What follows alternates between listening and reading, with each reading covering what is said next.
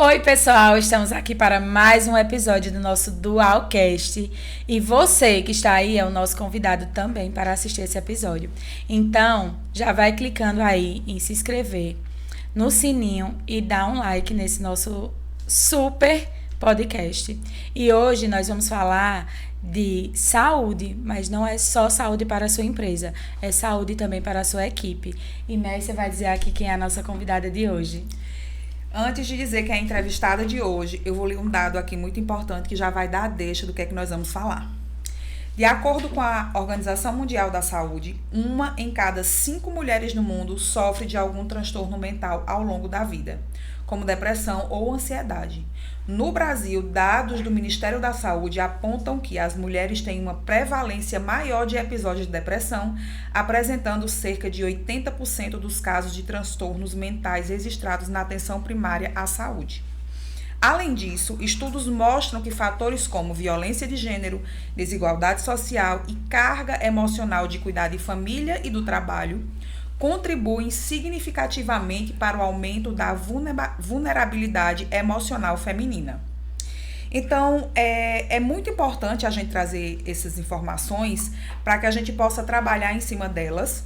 E antes de mais nada, eu quero apresentar a entrevistada de hoje, doutora Roberta Muniz, psiquiatra, que está aqui com a gente para tratar sobre esses assuntos muito relevantes. Verdade. Obrigada, é um prazer enorme estar aqui. Eu que não gosto muito de conversar, mas foi um convite assim que eu aceitei sem nem titubear quando o Messi falou. Então, assim, eu gosto muito de desmistificar a psiquiatria, trazer de uma maneira mais leve.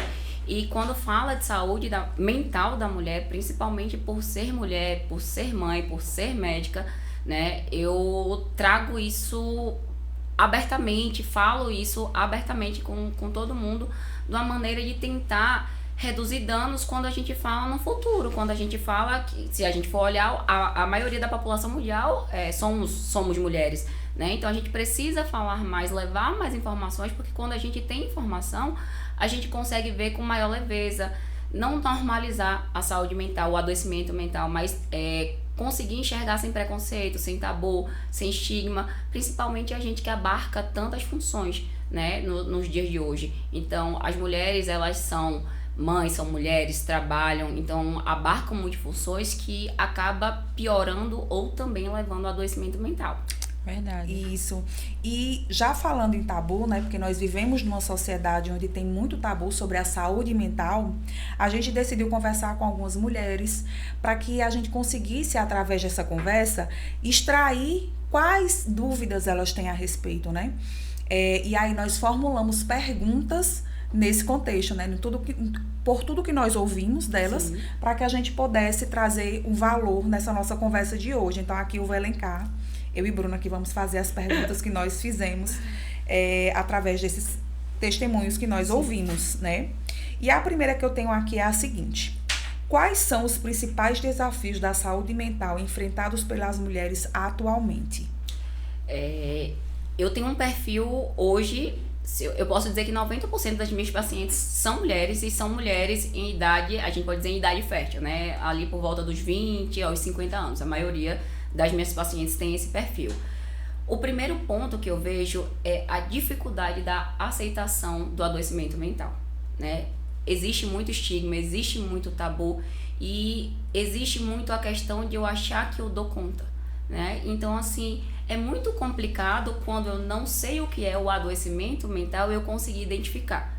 Eu costumo falar para todo mundo, para todos os pacientes, que o nosso cérebro, assim como qualquer órgão do nosso corpo, aí eu vou citar exemplos como o coração, como o rim, como o fígado, ele é um órgão. Então, por mais que nós sejamos seres racionais, porque nós somos os únicos seres racionais, nós acreditamos muito que nós conseguimos controlar quando estamos ansiosos, quando estamos depressivos. Então, a gente tem aquela falsa impressão de que nós vamos conseguir. E muitas vezes lutamos tentando esconder que aquilo é um adoecimento. Eu sei que aí a gente entra na questão de que muita gente de fato não sabe que está adoecido, mas nós acreditamos que conseguimos controlar nossa mente.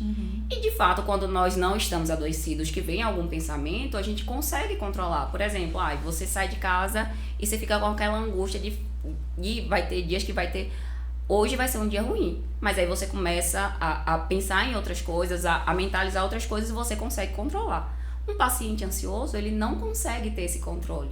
Então, se eu estou adoecido mentalmente, eu não consigo ter esse controle porque eu tenho alteração fisiológica para aquilo dali, mas eu acredito que eu estou no controle. Se eu sou diabético, eu vou tomar o remédio sem reclamar. Eu não tenho preconceito.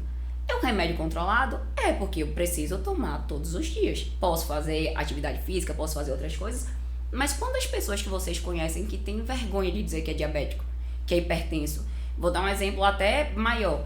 Se está sofrendo até de câncer mesmo, que as pessoas já têm um olhar mais assim, mas ela não tem vergonha de dizer. Porque quando você está com transtorno de ansiedade, você está com depressão, você tem tanto medo do olhar do outro? Porque parece pejorativo, né? Quando você fala, se você tirar um comprimido da bolsa e você falar que é um remédio controlado, as pessoas já vão lhe olhar com olhar, é doido, é alguma coisa. Então já existe esse preconceito, esse tabu, que já é um rótulo, né? A gente pode dizer que é um rótulo, mas eu digo que o adoecimento mental não rotula ninguém. O que é que acontece? Quanto mais eu vou deixando aquilo ali para depois, eu vou piorando. Aí sim, eu vou ter prejuízo, eu vou ter outras coisas. Mas se eu consigo controlar no início, igual se eu tiver o diabetes, eu vou conseguir controlar e eu não vou ter piora com sintomas, a mesma coisa vai acontecer. Não são transtornos incapacitantes. Claro que dentro da psiquiatria a gente tem transtornos incapacitantes, mas a maioria não são. Para eu chegar no nível de incapacidade, por exemplo, por uma depressão, eu preciso ser algo muito arrastado, sem tratamento, refratário. Então eu tenho que estar num patamar muito elevado, que eu poderia ter evitado se eu de fato tivesse aceitado ou entendido, que por isso que eu falei aqui para vocês no início, que eu preciso trazer com muita clareza, de quebrar preconceito e de dizer abertamente o que é o adoecimento mental. Então, o principal ponto que eu vejo nas mulheres é como se ela se sentisse numa demonstração de fraqueza, de que ela não quisesse falar, de que ela não quisesse estar doente por estar sendo fraca. Ela não conseguiu. Julgada, né? E muitas vezes julgada, principalmente as que são casadas pelo marido. O que é que acontece muito, que eu vejo que é muito comum acontecer quando as pessoas estão doentes. Você já tomou seu remédio hoje? Se você está irritado, estressado, aí o outro vem. Imagina para você que está ali num sofrimento, alguém perguntar, você está ali brigando por outro motivo qualquer, e vem o seu companheiro, ou qualquer pessoa e fala, você já tomou seu remédio hoje? Isso. Não, a pessoa não é doida. Ela não está estressada porque ela não tomou o remédio hoje. Ela está estressada porque ela estaria em qualquer outra situação. Então a gente precisa parar um pouco com isso. Porque quem está no adoecimento mental só sabe do sofrimento quem passa. Doutora, e aí levando em consideração esse fato, né, de ser um desafio na atualidade, que isso já vem de sempre, e ainda hoje a gente percebe esse tipo de problema. Há o problema mental, né, o adoecimento mental por circunstâncias que a pessoa passa e não procura um tratamento adequado, mas também por causas fisiológicas, não é isso? Sim. Como você falou no início, as mulheres elas têm uma propensão maior a ter transtornos tanto depressivos quanto transtornos ansiosos, dependendo da fase da vida. Claro que aí a depressão entra até como maior do que nos homens.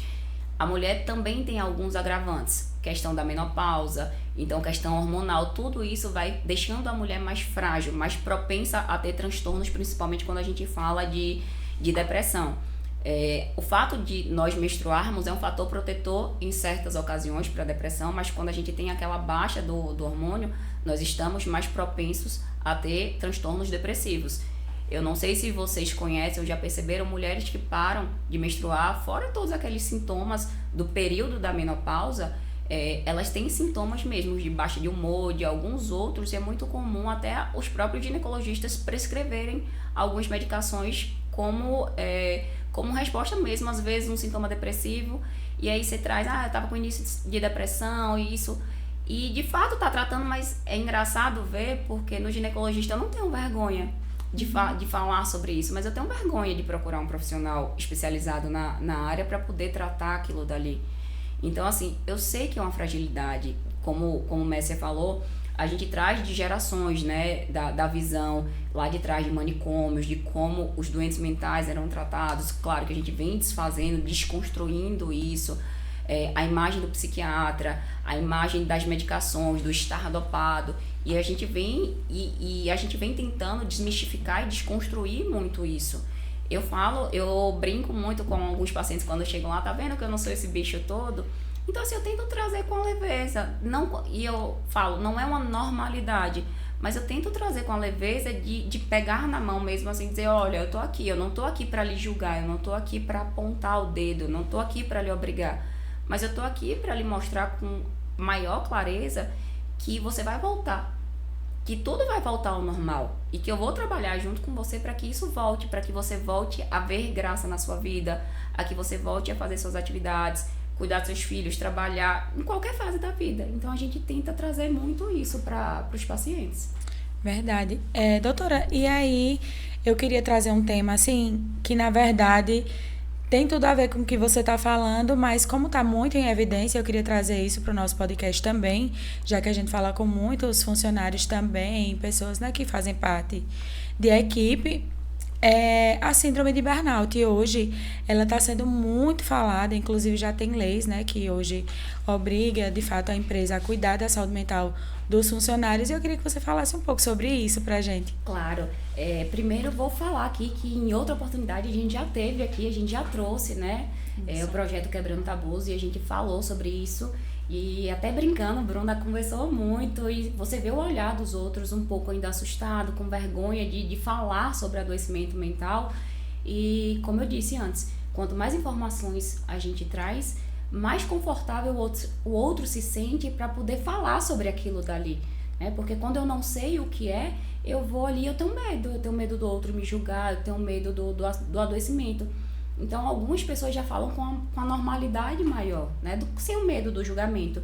Então, assim, o burnout, se a gente for olhar, ele se assemelha muito é praticamente um quadro depressivo voltado para o trabalho.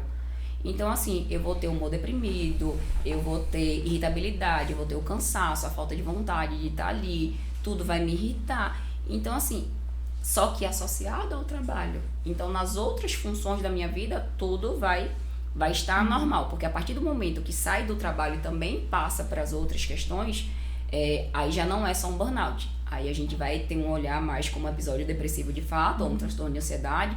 Então, precisa estar associado ao trabalho, né? Ao ambiente do trabalho. Hoje, eu dou parabéns para vocês por cuidar muito da saúde mental, porque se Bruna faltar, se Messi faltar, quem vai estar aqui? E existe uma família por trás de vocês. Se eu trago isso, eu vou ter muito menos afastamento do trabalho. Isso. Até 2030, a propensão é de que o adoecimento mental seja o primeiro lugar de afastamento em todas as empresas. Então, eu preciso me preocupar com esclarecer para o meu funcionário o que é. Porque além de eu ter um prejuízo dentro da empresa, eu preciso entender que o funcionário também vai ter um prejuízo dentro de casa. Porque se ele é o provedor, quem é que vai prover naquele momento? Exatamente. Então, assim, vão entrando várias outras questões que, por mais que a saúde mental seja hoje abertamente falada, que seja implementada várias leis, como é que está sendo implantado isso dentro das empresas? Como é que é só por fazer? Passa a ser uma questão social também, né? Exatamente. E será que qualquer profissional que tem que estar lá? É por quantidade? Porque eu costumo dizer que a gente precisa prezar muito a qualidade do atendimento. Não é só para cumprir o papel de ter um psicólogo, de falar de saúde mental, de ter um psiquiatra. Mas eu preciso deixar o colaborador muito à vontade de saber que aqueles profissionais, aquilo é confidencial. Não vai passar pro chefe, pro diretor, para outras pessoas, de ele também se sentir à vontade dentro daquele estabelecimento de ir lá e ser um julgamento do colega, poxa, foi lá no psicólogo, o que será que está acontecendo? Né? Então, existe tudo isso que precisa ser desmistificado, de a gente saber como vai colocar, de trazer isso. Será que dentro do ambiente de trabalho seria o melhor lugar para esse atendimento? Ou será que tentar talvez fazer um rodízio? Então, assim, a gente precisa ter esse olhar também.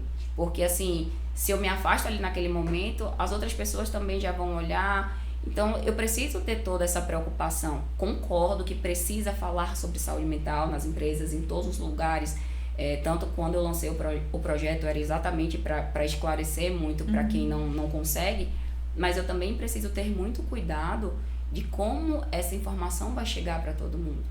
Porque nem todo mundo sabe. Isso. Verdade, faz todo sentido. E aí nós temos mais uma pergunta aqui, que é: quais são os aspectos específicos da saúde mental que as mulheres enfrentam na adolescência, maternidade e menopausa? Bom, eu vou trazer um pouquinho para antigamente e para hoje, né? O que é que nós conseguimos observar nos dias de hoje? Eu tenho filha, mais setembro, Bruna tem, então a gente consegue ver uma sociedade com muitas mídias sociais, redes sociais, computador, celular, então a gente está com muita informação. E hoje o que é que tem acontecido no mundo? Muito. Um imediatismo, né? Na nossa época a gente tinha coleguinhas, a gente tinha telefone fixo em casa, a gente não tinha tanto acesso a aparelho telefônico, televisão, as informações, eu não sei se vocês se recordam daquele negócio da Globo, quando era uma notícia urgente, que chegava ali, todo mundo já ficava ali assustado. Então, as informações, elas chegavam, mas não chegavam de forma tão bombardeando tanto, né? Então, assim, é normal que os adolescentes, eles tendam a ter mais ansiedade, mas hoje a gente também tem visto um alto índice de depressão. E como é que a gente vai tentar justificar isso? Se eu dou muita informação para aquela criança, ela vai ter acesso o tempo todo, então ela vai ser, o meu sistema dopaminérgico, ele vai estar com prazer imediato, porque se eu pego o celular, eu tenho uma resposta imediata. E aí eu falo por nós, né? Quando você entra numa rede social, que você clica, você já vê o que você quer. Se alguém lhe conta alguma informação, você vai lá no celular e vai buscar se aquilo é verdade. Se aconteceu alguma coisa, você vai lá filmar aquela situação. Então a gente parou muito de se preocupar com o outro e tá mais ligado no celular. Então, exato, o mundo está mais acelerado, nós estamos mais acelerados. Os jovens estão mais acelerados e imediatistas. Então, a educação, ela precisa ser continuada. E muitas vezes nós estamos terceirizando essa educação para a escola, que a escola, exato, tem o papel dela, mas nós como pais somos fundamentais e é quem vai dar de fato um bom fundamento para essas crianças, para elas seguirem, porque nós como pessoas, qual é a sua primeira imagem de amor? O seu pai e a sua mãe, né? E quando a gente pensa em disfuncionalidade, pode olhar uma base familiar, que normalmente, assim, não que justifique, mas a maioria das pessoas que apresentam transtornos, ela teve uma estruturação familiar com alguma alteração, né? Seja qualquer, exato, tipo. Então a gente precisa dar uma boa base para essas crianças, evitar o máximo que a gente puder de aparelhos para elas, então evitando já a ansiedade e explicando tudo, conversando. Quando a gente fala de psicologia positiva, não é dar tudo, é conversar, apanhar em algumas oportunidades para quem, eu acho que é até um assunto muito polêmico, né, quando a gente fala de bater, mas assim, não é bater, seria a palavra até corrigir. Pronto, não é bater, de espancar, de nada. E aí isso vai de cada pai, de cada mãe. Eu não sou eu não bato, mas assim, a correção, ela se faz necessária. Sim. Inclusive é termo bíblico, né, se a gente for olhar. Então eu preciso corrigir, eu preciso frustrar. Quantas vezes vocês frustram os filhos de vocês com o não? Ou é mais fácil quando a gente chega do trabalho cansado, porque nós trabalhamos, hoje não são só os maridos que trabalham, e a gente tá tão cansado e não damos a devida atenção, e às vezes a gente larga um celular ali na mão, bota na TV porque a gente não tem paciência. E só que foi uma decisão nossa, não foram eles que escolheram. Então a gente precisa pensar muito na adolescência que nós estamos criando, no imediatismo. E aí quando eu vou lá e frustro aquela criança, ela quer morrer, ela quer se cortar, ela tá ansiosa porque ela quer naquela hora. E aí, né, criando um adolescente assim, a gente pode fomentar esses adultos também com problemas mentais. Com certeza, a gente não tem sombra de dúvidas. Quando a gente fala de psicologia positiva e fatores protetores, é uma boa base familiar. Não é que não vai ter briga dentro de casa, porque todo mundo briga, mas é porque eu preciso frustrar uma criança, eu preciso dar atenção à criança. Mesmo que eu trabalhe fora, o momento que eu tô ali, eu preciso estar ali. Não estar ali resolvendo outras coisas. É melhor não estar.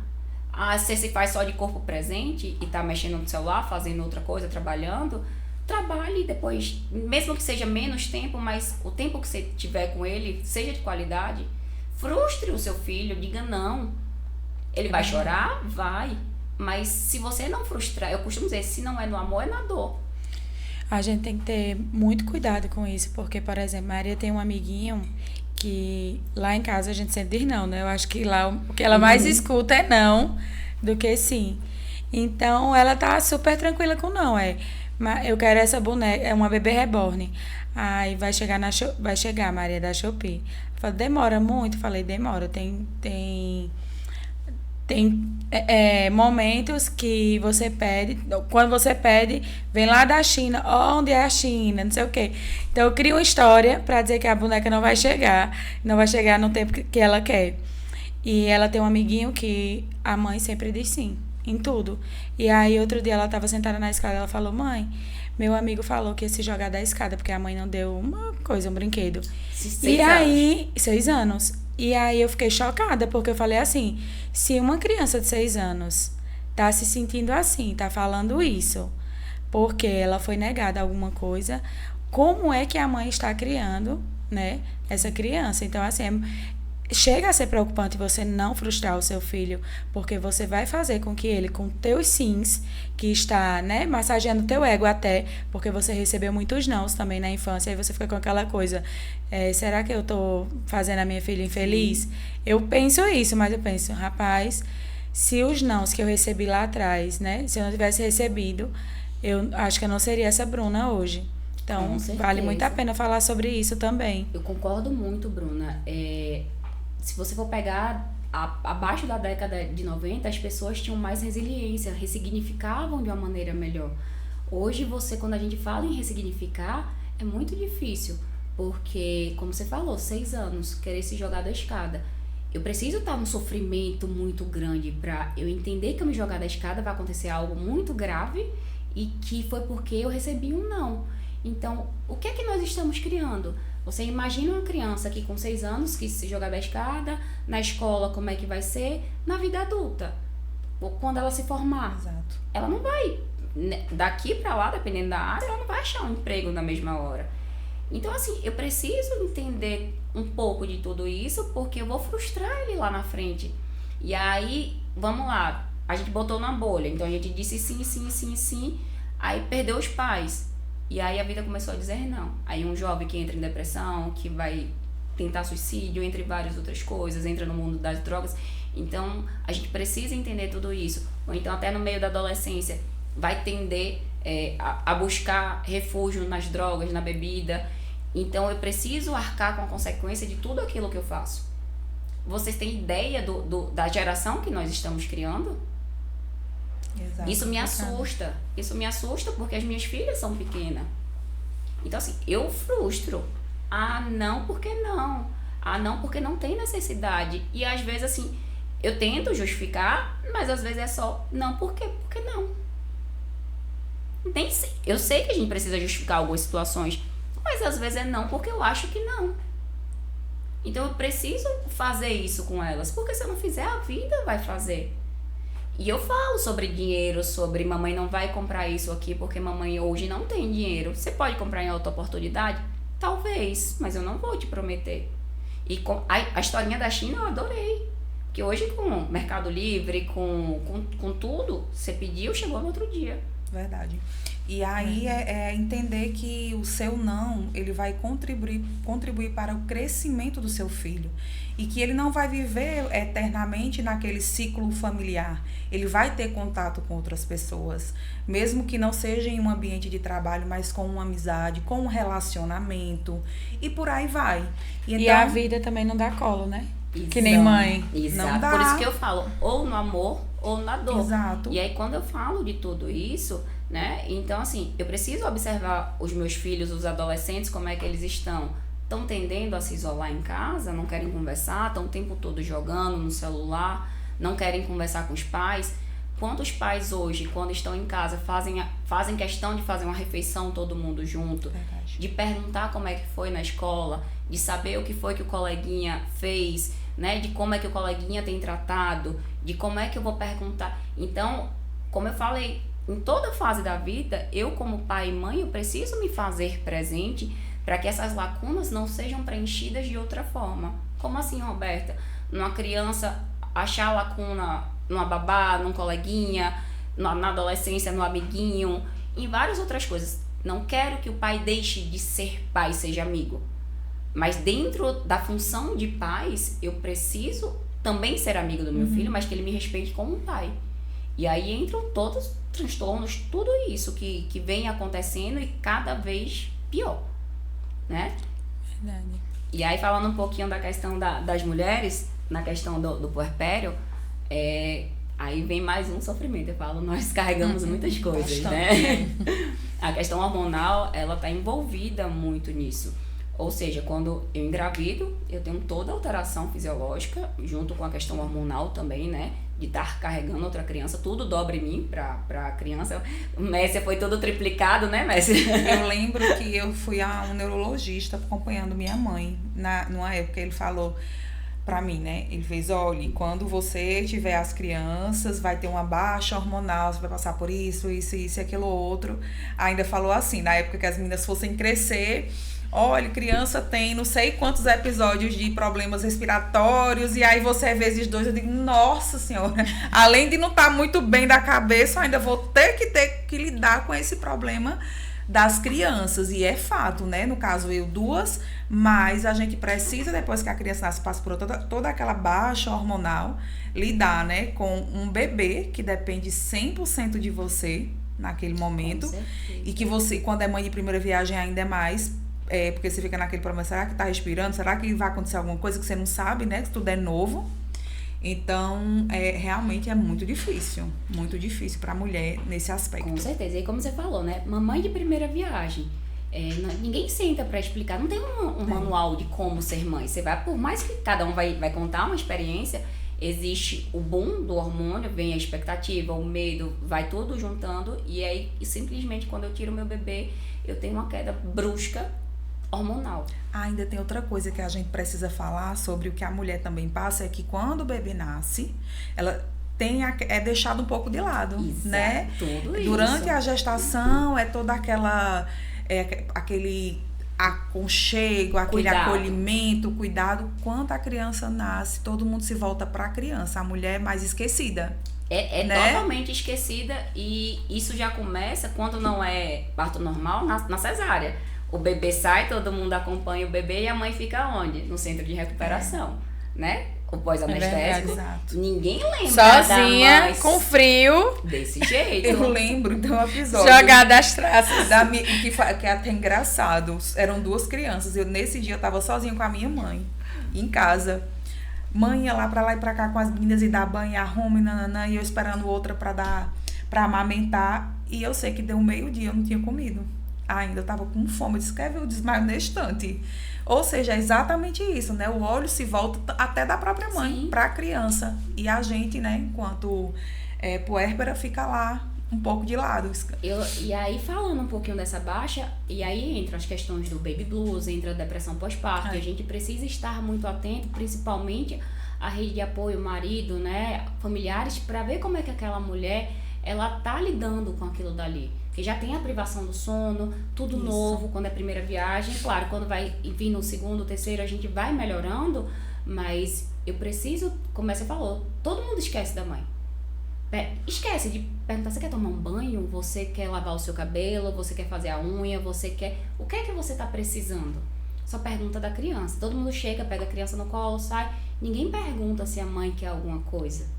Então, assim... E aí eu vou até dar um exemplo. Eu tentei me cuidar ao máximo. Eu sei que não é a realidade da maioria, mas eu pari num domingo, foi num domingo, na sexta-feira eu tinha marcado uma escova e a unha dentro de casa para poder fazer. Ah, Roberta, futilidade não, mas era pro meu bem-estar. A minha filha estava bem, eu fiz em casa e tudo, mas eu não queria esquecer que eu era mulher. Então até hoje eu tenho 2 filhas, eu posso atrasar o que for, eu arrumo elas, mas eu não deixo de ser mulher e nunca deixei em nenhuma das oportunidades. Muito então, importante. assim, eu sei que não é a realidade de muitas, que a gente se larga, mas eu fiz questão de eu me lembrar quem eu era o tempo todo. Foi algo que eu construí comigo.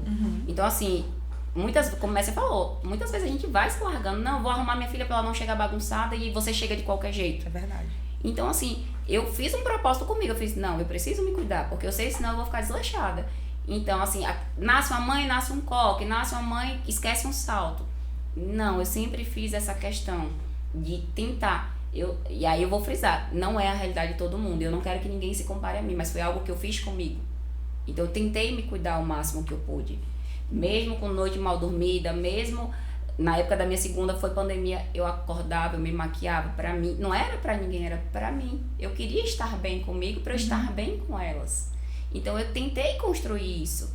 E eu agradeço todos os dias que, logo pertinho, diante de ter Luísa, eu ainda dava plantão. E uma médica, eu fui passar algum paciente para uma médica na UTI, no hospital, e ela me pegou e fez, vem aqui. Aí eu levei um susto, ela entrou na sala, trancou a porta e ela começou a conversar comigo. E eu tava pertinho de parir. Ela fez, eu vou lhe contar tudo que ninguém lhe conta antes de ser mãe. E ela começou a desflorear o que era a maternidade. Eu fiquei assustada no primeiro momento, né? Porque todo mundo fala que é lindo, que não... E ela já foi falando disso, né? Que a maioria das pessoas esquecem a mãe, que o pai não vai ser tudo aquilo que a gente imagina. Ela não quis, na maldade, hora nenhuma. Eu vi que ela tinha sinceridade naquilo dali. Sim. E ela queria trazer aquilo para que eu não gerasse tanta expectativa e que eu me frustrasse. E foi necessário, porque a gente cria expectativas. Então, eu falo que as nossas frustrações são proporcionais ao tamanho da expectativa que a gente cria. Isso. E a gente cria expectativa em cima do outro. Então, como é que eu vou criar uma expectativa em cima de vocês, se eu não sei o que vocês estão pensando? Então, eu posso me frustrar. Eu posso, claro, me surpreender, mas eu posso me frustrar. Porque como é que eu vou esperar algo de você se eu não sou você? Entrando nesse assunto, que é até uma pergunta que eu queria fazer para você, e eu acredito que essa seja uma das respostas, obviamente, né, a gente sabe que nós somos uma geração que somos bombardeados por informações o tempo todo. E isso gera um estresse diário, querendo ou não, e que afeta a saúde mental. E aí a gente queria saber quais são as estratégias que a gente poderia utilizar para amenizar esse impacto que a gente tem diante de tanto estresse, de tantas coisas que nós estamos suscetíveis a passar. Isso é uma pergunta muito difícil em meio a tantas informações e em meio, dependendo do trabalho que a gente faça. O que é que a gente tenta fazer de orientação? Atividade física de forma regular, uma boa alimentação, tirar um tempo seu com você, de fazer... Qual foi a última vez que você se perguntou o que é que eu gosto? Qual foi a última vez que você tirou um tempo pra você e falar bem assim, nem que seja pra fazer uma unha, cortar um cabelo, fazer uma escova, e de fato estar presente naquele momento, fazer uma massagem ou assistir uma TV? Um ponto-chave é justamente estar presente naquele momento, porque muitas vezes até nos permitimos ir, mas estar presente lá é mais difícil, né? Exatamente. E assim, aí eu vou tirar por aqui. Hoje vocês estão aqui, vocês estão de corpo e alma presente, vocês esqueceram o resto do mundo. Sim. Vocês não estão com celular, vocês não estão com nada disso. Então vocês conseguem estar de corpo presente. Por que em outras funções vocês não param para fazer o mesmo? Quanto que vale a saúde mental de vocês? Vale todo o trabalho, vale tudo isso, vale todo o financeiro, vale tudo? Se vocês perguntarem para uma criança, e eu até encaminhei isso, foi uma postagem, assim, eu sou dona de um buffet e eu estava aqui escutando uma conversa de 2 crianças de 6 anos. E uma perguntou para a outra, você vai para todas as festas? Aí ele fez, vou porque a minha mãe trabalha com festa. E seu pai deixa? Deixa porque ele trabalha entregando pizza e eu como pizza todos os dias. Aí o outro respondeu, que legal, o meu pai é médico, cuida de pessoas, e a minha mãe é médica que cuida de dente. Aí o outro menino fez, se você quiser ir comer pizza lá em casa, eu vou te chamar. Aí o menino fez, e não tem um emprego desse de pizza para o meu pai? O que o pai era médico. Aí ele fez, você vai pedir um currículo para o seu pai e eu vou entregar para o meu, porque ele fez isso com o meu tio. Ou seja, para aquela criança, o fato de estar nas festas o tempo todo e que o pai entregava pizza e ele comia pizza todos os dias, era extremamente satisfatório. Enquanto o outro, que provavelmente tinha uma renda mais alta, não estava satisfeito pela ausência dos pais. Então, Exato. é o mínimo. Então, a gente precisa se fazer de corpo presente.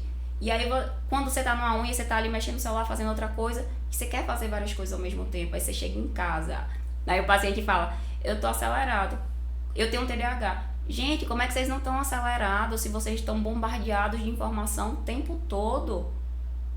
Como é que vocês querem ter uma mente tranquila e que não faça barulho de noite se vocês durante o dia tá o tempo todo em cima do celular, almoçando com o celular, tomando café, fazendo tudo com o celular? E fora que a gente tá como você fala, bombardeados de informação. Quando a gente abre a rede social, por exemplo, que a gente vai ver outras pessoas, tá todo mundo aqui. Exercício, ao mesmo tempo, daqui a pouco eu tô no salão, daqui a pouco eu tô no almoço fora, daqui a pouco. Então, consegue trabalhando muita coisa num dia de stories e ninguém para analisar que todo mundo tem uma realidade, né?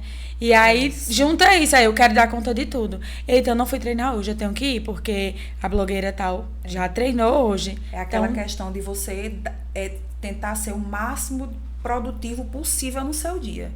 A grama do vizinho sempre vai ser mais verde do que a nossa. E aí, como você falou, o que é que eu posso fazer para prevenir? Quais são os influenciadores que você tem seguido? Gente, vocês estão vendo aí a quantidade de informações com jogos, que todo mundo está ganhando dinheiro, mas vem cá, qual é a realidade de cada um, de quem de fato joga? Quanto vale a saúde mental? A que preço eu estou pagando? Então, assim, eu sei que eles trabalham para aquilo dali, eu sei que influenciam pessoas de maneiras boas, de maneiras ruins, mas vocês entendem que somos nós que escolhemos aquilo Com dali? certeza. Somos nós que escolhemos seguir alguém que tem uma realidade totalmente diferente para nossa e nós nos comparamos? Se você for seguir para olhar o lado positivo de coisas boas, ok, mas eu preciso dentro daquilo aí, dali, extrair o que é de bom. Ah, ela se cuida, ela foi... Mas como é a realidade dela e a minha? Diante da minha realidade, como que eu posso adequar a minha realidade para que eu chegue próximo e eu consiga me cuidar e não me cobrar tanto? Então, assim, eu preciso tirar o proveito de coisas boas. Se eu tô vendo que aquela blogueira ou influencer tá me trazendo coisas ruins, pare de seguir. Se eu tô vendo que as redes sociais estão me trazendo sensações ruins, pare de olhar. Se eu tô vendo que algumas coisas, que desde que não interfirem em trabalho, em outras coisas, pare. Aí falo até mesmo assim, quando a gente fala de trabalho, se o seu trabalho está ali adoecendo, não no caso de um burnout, de outras coisas, e você não está satisfeito, até que ponto vale a sua saúde pelo dinheiro? Quantas pessoas deixam de fazer o que de fato gostam por financeiro? Eu sei que a questão do financeiro conta, muito conta, mas quando você faz algo com amor, dependendo, você também poderia estar ganhando dinheiro. Claro, eu preciso pesar várias outras coisas ali. São muitos fatores, né? Sim, eu não tô mandando ninguém sair do emprego, né? Uhum. Mas eu preciso pesar quanto custa a minha saúde mental. Quais são as coisas ao meu redor que estão me fazendo mal e aprender a dizer não e a impor limites. Você não vai ser egoísta, você não vai ser nada. E como eu falei, a questão da frustração e da expectativa, quando nós temos autoconhecimento sobre nós começamos a entender até onde nós podemos ir. Então, se eu me conheço, eu sei se eu posso estar aqui hoje, se eu poderia estar aqui hoje ou não. Então, eu preciso entender um pouco isso. Dizer não também é necessário. Eu preciso dizer não. Você não é ruim, você... E quando eu banco muito quem eu sou, o outro me respeita por aquilo dali. Então, eu preciso me conhecer, eu preciso saber o que me faz mal e, mediante daquilo ali, fazer escolhas. Ah, eu gosto de fazer nada tal dia. Tira aquele dia pra você. Ah, mas se tá lhe fazendo bem, por que você vai deixar de ir? Eu gosto de assistir filme às vezes, eu gosto de... Não tem problema, desde que aquilo não seja uma rotina, desde que não atrapalhe no seu. Mas quantas vezes você faz algo por você? Eu perguntei a uma paciente, um dia desse eu fiz, o que é que você gosta de fazer? Ela parou, olhou pro lado, olhou pro outro, ela fez, não sei. Ela, não sei quem eu sou. Você tem ideia do que é você não se reconhecer? Forte. E muitas vezes nós não nos reconhecemos. Deixamos de viver pelo outro ou para os outros e muitas vezes deixamos de escolher aquilo que de fato nos agrada. Então, levando em consideração tudo isso, eu queria saber quais são as abordagens mais eficazes que a gente pode usar no tratamento, mais especificamente da saúde mental da mulher. Certo. Eu falo que não existe uma receita de bolo. Dentro das medicações, de terapias, de tudo, eu falo que eu não posso tratar Messia igual eu trato Bruna. Porque Messia vai ter a realidade dela, vai ter os sintomas dela. Claro que, por exemplo, vamos falar aqui. Messia e Bruna estão num quadro depressivo. Só que Messia, dentro da depressão, ela tem humor deprimido, ela tem sentimento de culpa, mas Messia tá sem comer. Tem alteração do sono, dorme pouco e deixa eu pensar em alguma outra coisa e tem irritabilidade. E aí a gente vai pra Bruna. Bruna também tá no episódio depressivo, só que Bruna tem humor deprimido, perdeu a vontade e o prazer pela vida, não vê mais graça em nada. Bruna não consegue levantar da cama porque não tem energia. Bruna tá comendo muito. E também tem alteração do sono. E aí, são quadros depressivos, mas como é que eu vou tratar Messia e Bruna da mesma maneira se são sintomas, mesmo dentro da depressão, são sintomas separados, são sintomas diferentes? Eu falo muito que eu gosto de conhecer cada paciente, entender a realidade, entender cada sintoma e direcionar muito o tratamento para aquilo dali. Dentro da fisiologia, do mecanismo de ação das medicações, a gente vai ter os serotoninérgicos, os duais, a gente vai ter os tricíclicos, enfim, a gente tem vários. Você pergunta, Roberta, todos os remédios são iguais? Não, eles não são iguais. Podem até estar dentro da mesma classe, mas eles não agem da mesma maneira. Existem receptores diferentes ali dentro e eu sempre busco, de acordo com o sintoma, buscar algo para que eu consiga tratar o paciente sem tirar muito ele do que ele precisa. Por exemplo, a mulher, ela não vai querer engordar. Ou então, ela não vai querer que a libido sexual dela vai lá pro chão. Ou então, ela não vai querer viver dormindo. Então, eu preciso entender muito de fisiologia, de mecanismo de ação do remédio para poder tratar. Então, dentro disso, são duas pessoas. Eu vou escolher um remédio para Messia e eu vou escolher um remédio para Bruna. Bruna precisa controlar mais esse apetite. Bruna precisa mais energia. Então, eu preciso entender disso para poder escolher. Messia já tá sem comer, então eu também preciso pesar isso. Se eu der o mesmo remédio que Bruna para tentar diminuir o apetite, Messia vai sumir. Vocês entendem que existe todo um contexto para eu escolher um remédio? Que, claro, gente, aí vai de acordo com gravidade, dependendo de algumas coisas, a gente não vai pensar nisso.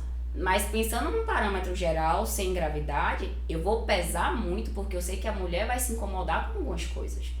Então, diante daquilo ali, por exemplo, não sei, foi uma mulher que chegou com um pensamento de morte. Claro que eu não vou pensar duas vezes, independente dela engordar ou não, mas eu sempre explico pra ela, olha, pode até trazer como efeito colateral o engordar, mas nesse momento a gente precisa disso. Então, quando você melhorar da depressão, a gente vai arranjar outras estratégias para que você emagreça. Mas não adianta te deixar magra e você querer morrer. Né? Então eu preciso entender muito disso para eu conseguir tratar de maneira melhor. Então eu falo que não existe uma receita de bolo. Então eu busco ouvir de forma muito atenta cada paciente e traçar estratégias junto com eles para poder tentar ser o mais assertivo possível. Então assim, fora a questão medicamentosa, a terapia, quando ela é muito bem feita, porque a terapia ela precisa ser bem feita. Então é um coadjuvante maravilhoso. Se o psiquiatra e o psicólogo andam de mãos dadas, gente, aquele paciente vai melhorar. Então, assim, aí a gente orienta atividade física, alimentação, tudo junto. De fato, assim, se você perguntasse, um acompanhamento multidisciplinar seria o ideal. Mas nem sempre a gente tem condição para poder bancar tudo isso.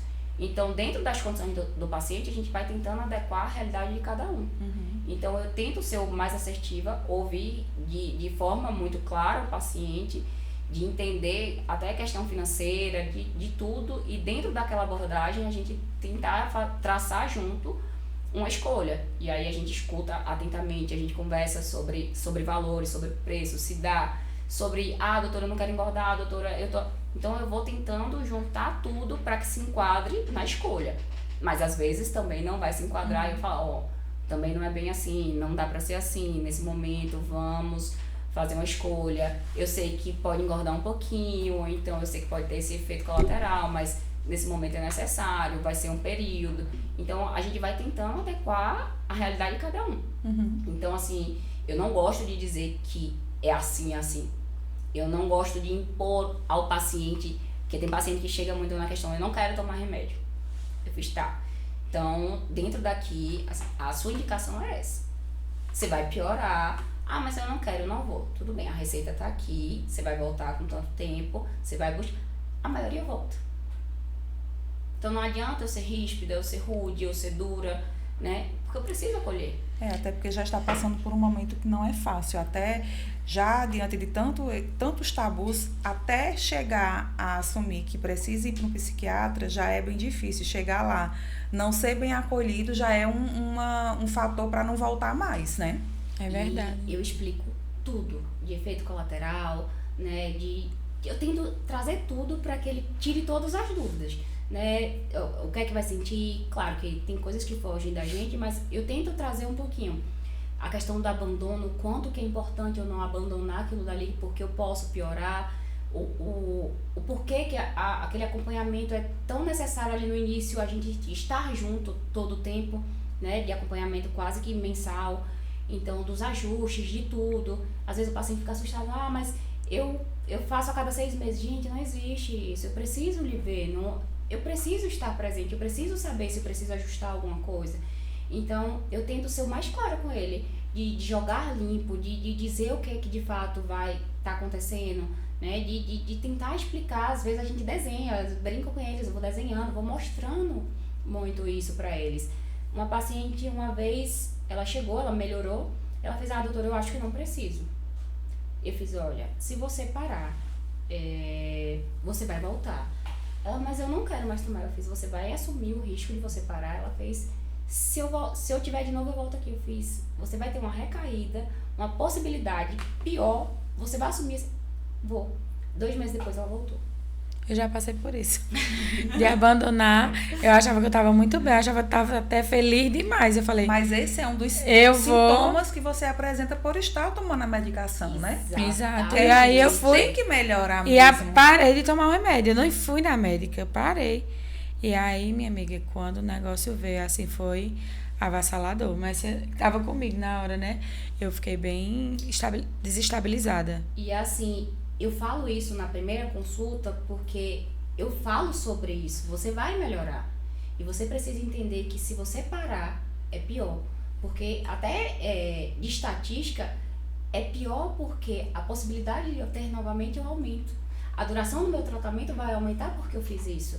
Então eu tento dizer isso e mostrar de forma muito clara que eu sou muito responsável por aquilo que eu estou fazendo. Então assim, o tratamento psiquiátrico pode ser chato? Pode. Eu sei que a questão de mês em mês, de 2 em 2, é chato, mas é necessário. Porque se fosse para fazer outra coisa, você iria naquele compromisso. E cuidar da sua saúde mental, que é para tudo. Porque se você não tiver saúde mental, você não tem nada. Por que a gente tem tanto esse preconceito? A gente fica tão travado para poder voltar, de achar que está bem, de achar que aquele remédio... E aí eu trago muito a questão se existe a dependência... doutora, eu vou parar. Tirando alguns transtornos que de fato não tem cura, a gente sempre trabalha para parar. A gente sempre trabalha para poder tirar o remédio. Eu vou garantir? Não. Porque vai depender de várias outras questões, né? De quanto tempo, de sintomas, qual é o episódio. Vão várias coisas juntos. E a gente não tem como dar essa garantia. Mas quanto mais precoce eu trato, quanto mais rápido eu remito, quanto mais rápido eu faço tudo, é maior a possibilidade de eu não ter novamente. Se eu fico recaindo, se eu fico abandonando, se eu não vou, então é muito mais fácil que eu tenha uma cronicidade daquilo dali. Então, por isso que eu falo tanto em prevenção, e procure, por mais que você ache que seja só um pouquinho que eu tô triste, um pouquinho só que eu tô... Procure. Porque o profissional, ele vai lhe orientar se você de fato precisa tomar remédio. E é até uma pergunta que eu queria fazer, né? Porque tem muitas pessoas, mesmo que tenham um tabu, a gente percebe hoje que falar da depressão virou piada, como você falou. E aí você não pode estar assim com eu posso dizer assim, um desânimo. Aí a pessoa chega, tá depressiva, né?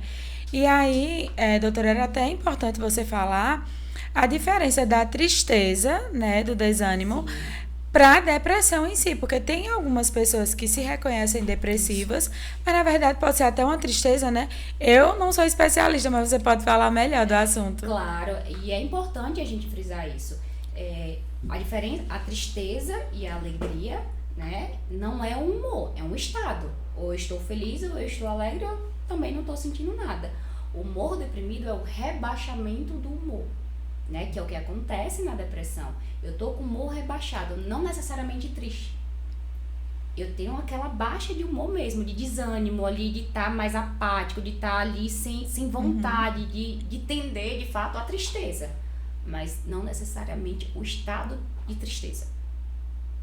Então tem essa diferença. Quando você está alegre e eufórico, são duas situações diferentes. Estar alegre e feliz é uma coisa, euforia é outra. A gente precisa entender que são situações totalmente diferentes. Por exemplo, quando eu tô com o humor rebaixado dentro do quadro depressivo, eu posso apresentar quadros de alegria. Eu não vou estar triste, chorando o tempo todo. Tanto é que na depressão, eu não tô triste, porque a gente associa muito o paciente depressivo com ele estar ali chorando o tempo todo. E dentro da depressão, a gente tem quadros leves, moderados e graves. E aí entra também a questão da incapacidade, né? Porque tem muita gente que está depressivo e é capaz, tá? Na verdade, não é nem capaz, é funcional. A gente gosta sobrevivente. Exatamente, de funcionalidade. Eu vou lá, trabalho, faço tudo, mas eu faço sem vontade nenhuma. Mas eu tô ali trabalhando, tô ali fazendo tudo. Então, mas eu tô com o humor mais rebaixado, eu tô mais irritado, eu tô mais desanimado, eu tô mais sem energia. Então tem toda aquela... Posso estar mais choroso ou mais irritado. Então eu me sinto mais com o humor mais baixo, que é diferente. A gente não acorda alegre todos os dias, a gente não acorda triste todos os dias. A gente acorda, tem dias extremamente animados, dias normais e dias mais tristes, né? Sem vontade. O que não pode é que aquilo seja persistente. Alegria demais, euforia em excesso não é normal. Eu passar um mês eufórico, vocês acham que é normal? Nem a tristeza recorrente também é normal. Então eu preciso entender muito. Para eu ter depressão, eu preciso estar com o humor rebaixado a maior parte do tempo ou o tempo todo, por pelo menos 15 dias seguidos, né, associado a outros sintomas. Então eu não preciso estar chorando todo o tempo. E eu preciso entender que o fato de eu estar trabalhando, de eu estar fazendo as minhas atividades, não exclui o fato de eu estar depressivo. Verdade. E doutora, o que é que você diria hoje para mulheres que estão aí com problemas emocionais e para as famílias delas? Você poderia deixar uma mensagem, um recado, até um alerta para elas? Busque ajuda o mais cedo possível, o que você puder. Grite por socorro, peça. Se você está vendo que seus familiares não estão entendendo, busque um profissional, não tenha vergonha. Fora você, várias outras pessoas também passam por isso. Então não tenha vergonha de dizer para o outro. Não deixe de se cuidar pensando no que o outro vai falar. Porque assim, vai ter um momento que você vai afundar e que você não vai conseguir enxergar para onde você pode ir. Então não ache que você é diferente de ninguém. Se você tá achando, eu posso estar, vá, busque. Deixa o profissional lhe explicar o que é. Se você não gostar, busque outro profissional. Então, assim, vá procurando alguém que tenha ligação. Talvez se não for um psiquiatra, um médico da família, um clínico. Mas fale sobre o seu sentimento. Tente entender o que é que está acontecendo. Pode até não ser uma depressão, pode ser uma alteração de outras coisas, vitamina, hipotireoidismo. Pode ser outras coisas, mas busque. Então, assim, tente entender o que é que está acontecendo. Se é algo que está recorrente, se o sono está alterado, seu humor...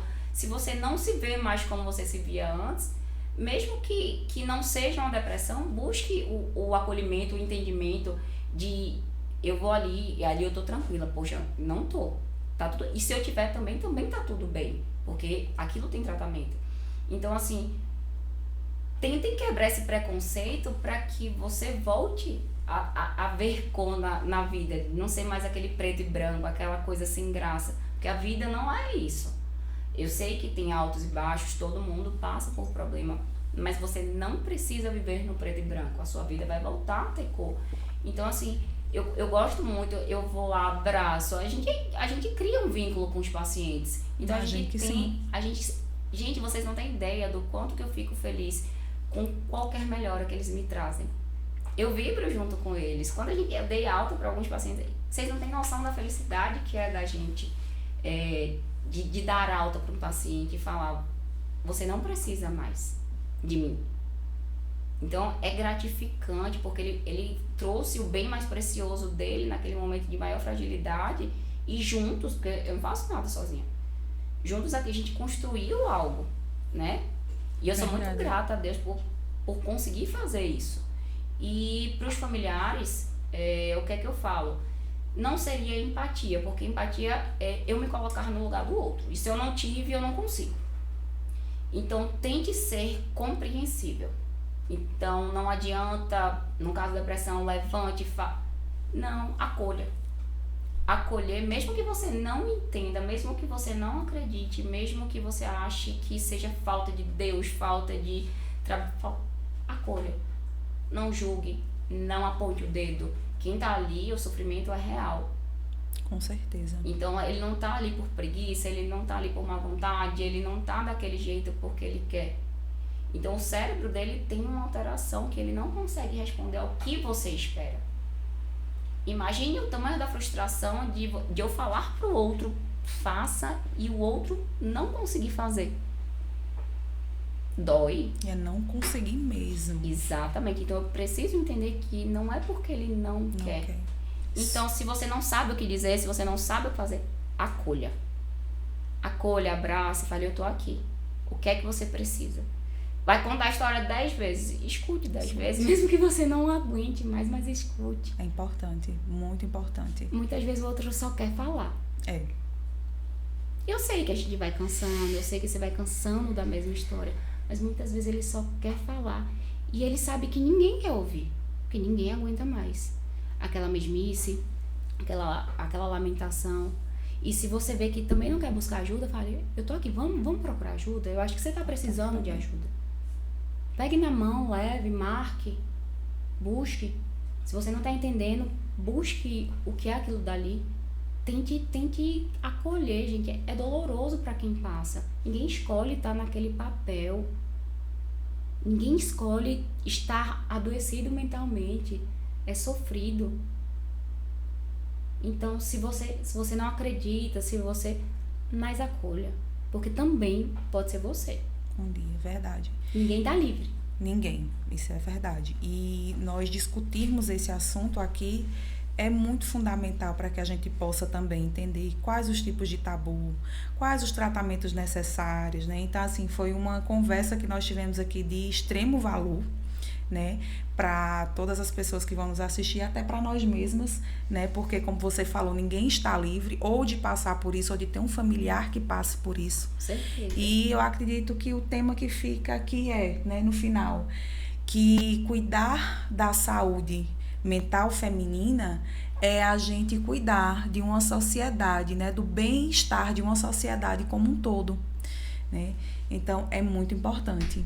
E para você que gostou desse conteúdo, né, deixa aqui o seu like, compartilha esse vídeo para quem vocês acham que pode ser relevante.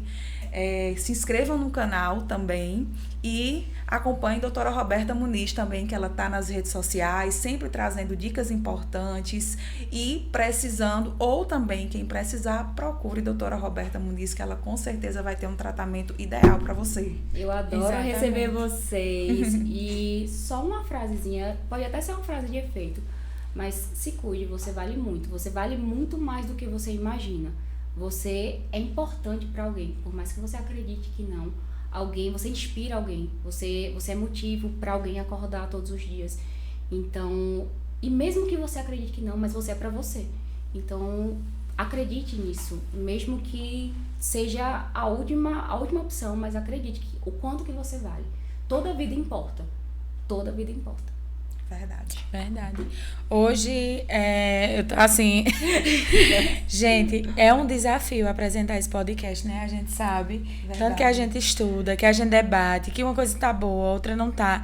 E o que é importante a gente falar aqui pra vocês é que essa jornada, né, desses episódios que a gente vem trazendo aqui, todo episódio eu aprendo um pouco mais. E esse, assim, me tocou profundamente. Eu Acho estou que a muito todos grata, nós, né, porque por ter lhe por recebido mais que a aqui. gente também faça um roteiro, que a gente espere algumas coisas, o que acontece aqui em todos os episódios que a gente já fez até hoje, sempre surpreende e positivo.